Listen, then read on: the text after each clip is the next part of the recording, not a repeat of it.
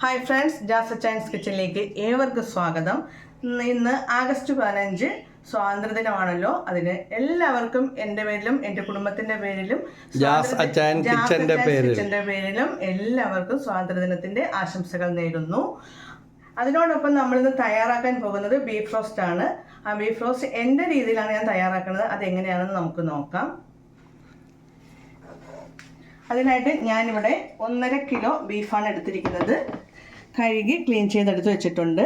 പിന്നെ നമ്മൾ അതിനാവശ്യമായിട്ട് കുറച്ച് സവാള, ഇതിപ്പോൾ അധികം സവാള എടുത്തിട്ടുണ്ട്, ഇതിൽ നമുക്ക് കുറച്ച് മതി. പിന്നെ തക്കാളി, ഇഞ്ചി, വെളുത്തുള്ളി, പച്ചമുളക് ഇതൊക്കെ ഞാൻ ചെറുതായിട്ടൊന്ന് ചതച്ച് വെച്ചിട്ടുണ്ട്. വേപ്പില. പിന്നെ ആദ്യം നമ്മൾ ഒരു കുക്കർ ഇവിടെ വെച്ചിട്ടുണ്ട്. കുക്കർ ചൂടായതിന് ശേഷം നമ്മളതിലേക്ക് വെളിച്ചെണ്ണ ഒഴിച്ചു കൊടുക്കുന്നു.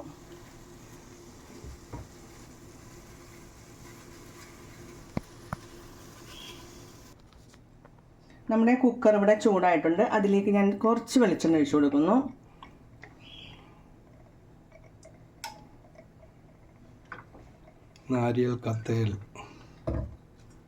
വെളിച്ചെണ്ണ ചൂടാകുമ്പോൾ നമ്മൾ അതിലേക്ക് ചതച്ച് വെച്ചിരിക്കുന്ന ഇഞ്ചി, വെളുത്തുള്ളി ഇട്ട് കൊടുക്കുന്നു.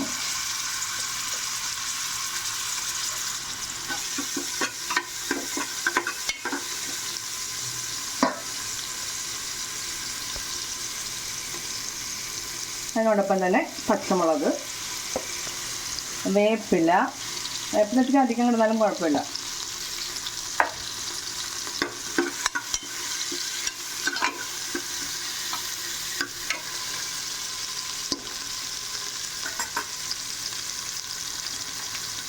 ഇനി നമുക്ക് കുറച്ച് സവാള,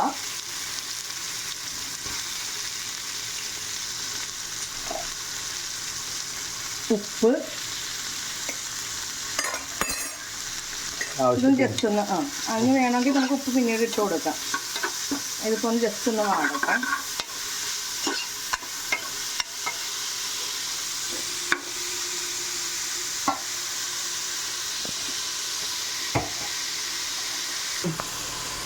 ഇനി അതിലേക്ക് നമ്മൾ എടുത്ത് വെച്ചിരിക്കുന്ന തക്കാളി ഇട്ട് കൊടുക്കുന്നു.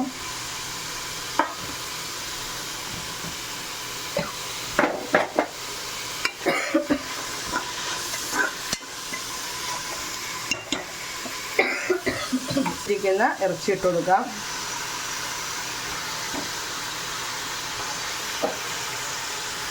പോത്തിറച്ചിയാണ് ബീഫ് റോസ്റ്റ് എന്ന് പറയുമെങ്കിൽ നല്ല വെള്ള നെയ്യല്ല. പോത്തിറച്ചി എങ്ങനെ തിരിച്ചറിയുമെന്ന് ചോദിക്കും. എന്നാൽ പോത്ത് തന്നെ ഈ വയറിനൊന്നും പ്രശ്നം ഉണ്ടാവില്ല അല്ലേ? ഈ വയറിന് അസുഖങ്ങളൊക്കെ ഇറച്ചി തിന്ന. അതിനോടൊപ്പം തന്നെ നമുക്ക് അതിലേക്ക് മീറ്റ് മസാല ഇട്ട് കൊടുക്കുന്നുണ്ട്. കുരുമുളക്, മഞ്ഞൾപ്പൊടി ഇതെല്ലാം കൂടെ മിക്സ് ചെയ്ത്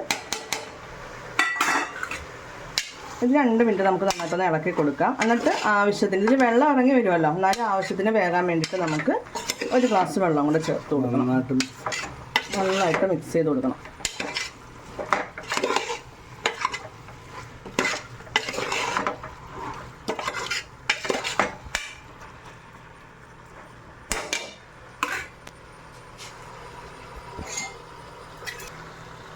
ഇതിലേക്ക് നമുക്ക് 1 ഗ്ലാസ് വെള്ളം കൂടെ ചേർത്തിട്ട് ഇനി അടച്ച് വെച്ച് നമുക്ക് വേവിച്ചെടുക്കണം.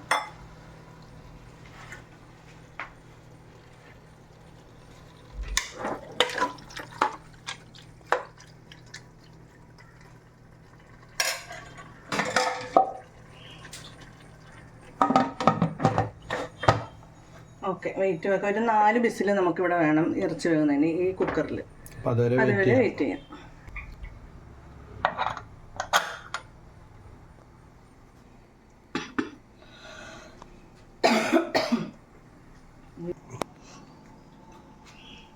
ഇനി നമുക്കതിലേക്ക് ഉരുളക്കിഴങ്ങ് ഇടാണ്. അവസാനം ഇടാനുള്ളതാണ്. എന്നാലും സമയമുള്ളതുകൊണ്ട് നമുക്കതൊക്കെ ചെയ്ത് നോക്കാം. അതിലേക്ക് ഞാൻ ഒരു പാൻ വെച്ചതിന് ശേഷം കുറച്ച് വെളിച്ചെണ്ണ ഒഴിച്ച് ഒന്ന് ചൂടാകുമ്പോൾ നമ്മൾ എടുത്ത് വെച്ചിരിക്കുന്ന ഉരുളക്കിഴങ്ങ്, 2 ഉരുളക്കിഴങ്ങ് എടുത്തിട്ടുണ്ട്. അത് ചെറിയ ബിസ്കി ക്യൂബ്സുകളായിട്ടൊക്കെ അരിഞ്ഞിട്ടുണ്ട്. ഈ എണ്ണ ചൂടാകുമ്പോൾ നമുക്കതിലേക്ക് ഇട്ട് ഒന്ന് ഫ്രൈ ആക്കി എടുക്കാം. പിന്നെ ഞാൻ അതിലേക്ക് കുറച്ച് നെയ്യും കൂടെ മാറ്റി വെച്ചിട്ടുണ്ട്. അത് 2 കൂടെ ചേർത്താണ് നമ്മൾ ചെയ്യുന്നത്. വെള്ള നെയ്യ അല്ലേ?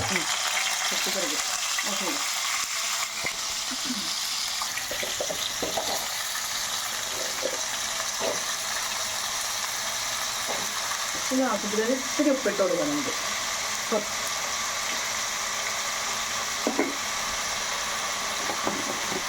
ഒരു 1 മഞ്ഞൾപ്പൊടി വേണം.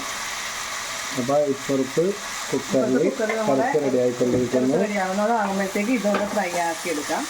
നെയ്യിൽ വെന്ത ഒരുപാടൊന്ന് കരിച്ചിലൊന്നും എടുക്കണ്ട, ജസ്റ്റ് ഒന്ന് എന്തായാൽ മതി, ഫ്രൈ ആയാൽ മതി. പിന്നെ അതിനകത്തോട്ട് നമ്മൾ ആ ബീഫിലോട്ട് നമ്മൾ ഇടുമല്ലോ, ഇടുമ്പോൾ അത് കറക്റ്റ് ആയിക്കോളൂ. ലോ ഫ്ലെയിമിൽ വെച്ച് നമുക്ക് എന്നാൽ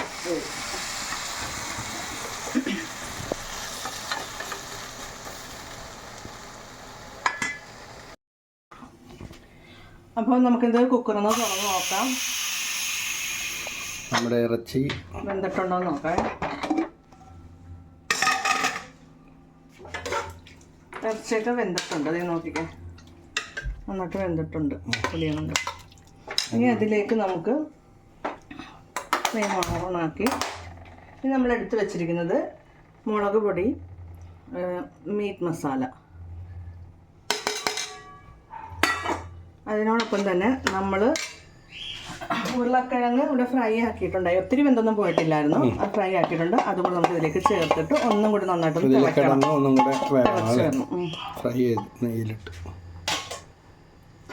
നന്നായിട്ട് ഇതെല്ലാം കൂടി ഒന്ന് തിളക്കട്ടെ. വേണ്ട, മൂടി വെക്കണ്ട, ഇനി ഒരു മെത്തേഡും കൂടെ ഉണ്ട്, അതും കൂടെ നമുക്ക് ചെയ്യും. അപ്പോൾ ഇതിന് അടുത്തത് നമ്മൾ ചെയ്യുന്നത് ഒരു ചീനച്ചട്ടി വെക്കുന്നു.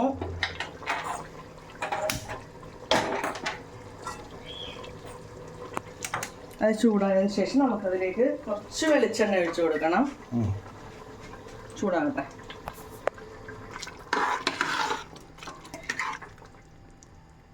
അത് ബീഫൊക്കെ നന്നായിട്ട് തിളക്കുന്നുണ്ട്. അപ്പോൾ ആ എരിവൊക്കെ നമ്മുടെ ഉരുളക്കിഴങ്ങിലൊക്കെ ആയിട്ടുണ്ട്. അപ്പോൾ പെട്ടെന്നായിട്ടുണ്ടേ.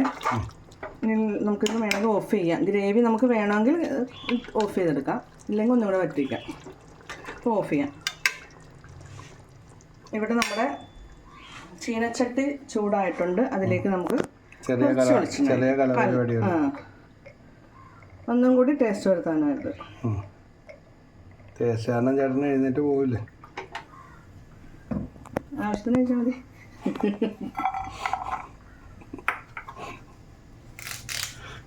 അപ്പോൾ നമ്മൾ ഇതിലേക്ക് ഇടാനായിട്ട് കുറച്ച് തേങ്ങാക്കൊത്ത് എടുത്തിട്ടുണ്ട്.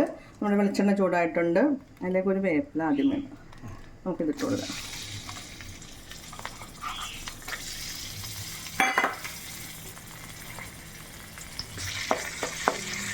വഴറ്റി ഒന്നിതൊന്ന് ഫ്രൈ ആകട്ടെ. എന്ത് നിറം മാറോ? ആ, ജസ്റ്റ് ഒന്ന് ആകട്ടെ. നമ്മുടെ തേങ്ങാക്കൊത്തൊക്കെ ഒരു ഇതായിട്ടുണ്ട്. ഇനി നമുക്ക് അതിലേക്ക് കുറച്ച് വേപ്പില ഇട്ട് കൊടുക്കാം. നമ്മൾ ഒരുപാട് എണ്ണയൊന്നും ഒഴിക്കുന്നില്ല. ഇത് വേണമെങ്കിൽ നെയ്യ് ചേർക്കാം. നെയ്യ് നമുക്ക് വേണ്ട, നമ്മുടെ ബീഫിൽ നെയ്യൊക്കെ ഉള്ളതുകൊണ്ട് ഇടണില്ല. അപ്പോൾ അധികം വെളിച്ചെണ്ണയും വേണ്ട.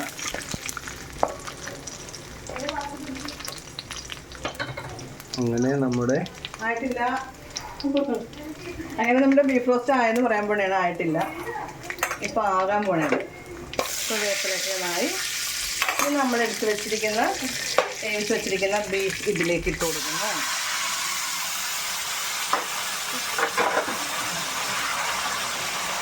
ഈ തിളക്കാണ് നല്ല മണം വന്നുകൊണ്ടിരിക്കുന്നു. ഉണ്ടല്ലോ, മണമൊക്കെ ഉണ്ട്, കളറുണ്ട്. വറ്റിച്ചെടുക്കണമെന്നില്ല, നമുക്ക് അധികം വറ്റിക്കണ്ട. അങ്ങനെ കിച്ചന്റെ ജോളി സ്പെഷ്യൽ ബീഫ് റോസ്റ്റ് ഇവിടെ തയ്യാറായിട്ടുണ്ട്. സ്വാതന്ത്ര്യദിന ആശംസകളോടുകൂടെ സാദരം സമർപ്പിക്കുന്നു. എല്ലാവരും ഇത് ഉപ്പ് നമ്മൾ ബീഫിൽ ഉപ്പിട്ടിട്ടുണ്ടായിരുന്നു, സവാളയിൽ ഉപ്പിട്ടിട്ടുണ്ടായിരുന്നു. അപ്പോൾ ആവശ്യത്തിന് ഉപ്പായിട്ടുണ്ട്. കണ്ടാൽ തന്നെ അറിയാം ഉപ്പൊക്കെ ആവശ്യത്തിനുണ്ട്. അപ്പോൾ എല്ലാവരും ഇത് എന്ത് ചെയ്യണം? എല്ലാവരും ഇഷ്ടപ്പെട്ടാൽ നിങ്ങൾ ഇത് ലൈക്ക് ചെയ്യണം, ഷെയർ ചെയ്യണം, കമന്റ് ചെയ്യണം. അതുപോലെ തന്നെ സബ്സ്ക്രൈബ് ചെയ്യണം. ചെയ്യാത്തവരാണെങ്കിൽ സബ്സ്ക്രൈബ് ചെയ്യണം. മറ്റുള്ളവർക്ക് ഇത് ഷെയർ ചെയ്ത് കൊടുക്കണം. എന്നിട്ട് നിങ്ങളുടെ അനുഭവങ്ങൾ കമന്റ് ചെയ്യാൻ മറക്കരുത്. നിങ്ങൾ ചിലപ്പോൾ ഇതിനേക്കാൾ നന്നായിട്ട് കാര്യങ്ങൾ അഭിപ്രായങ്ങളുള്ളവരും ചെയ്യുന്നവരും ആയിരിക്കും. മോഡൽ ഉണ്ടെങ്കിൽ നമുക്ക് ഇട്ടാൽ നമ്മൾ അതനുസരിച്ച് ചെയ്ത് നോക്കാം കേട്ടോ.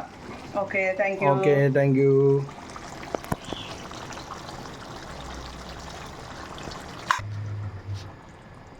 അച്ഛനോട് അടുപ്പിച്ചോളൂ താഴത്തോട്ട്. ആ അങ്ങനെ നമ്മുടെ ബീഫ് റോസ്റ്റ് ഇവിടെ തയ്യാറായിട്ടുണ്ട്. ബീഫ് റോസ്റ്റ് ടേസ്റ്റ് ചെയ്യാനായിട്ട് നമ്മുടെ ചേട്ടനെ വിളിച്ചിട്ടുണ്ട്. നല്ല കളറുണ്ട്, ഉരുളക്കിഴങ്ങൊക്കെ നല്ല ഭംഗിക്ക് കിടപ്പുണ്ട്. അതിനോടൊപ്പം ചപ്പാത്തിയും ചേർത്ത്